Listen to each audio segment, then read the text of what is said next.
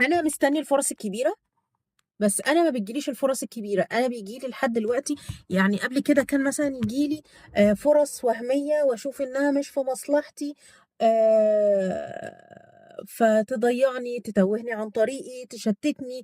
انا بشتغل شغلانه معينه وسبت شغلانات تانية كتير قبل كده زمان، فشغلانات جايه لي من الطاقات القديمه، من الشغلانات القديمه بتسحبني. فاللي هو ها هتركزي في الهدف اللي انت فيه، في الشغلانه الجديده اللي انت شايفه انها بتخدم هدف روحك فعلا، ولا هتروحي للتانيين؟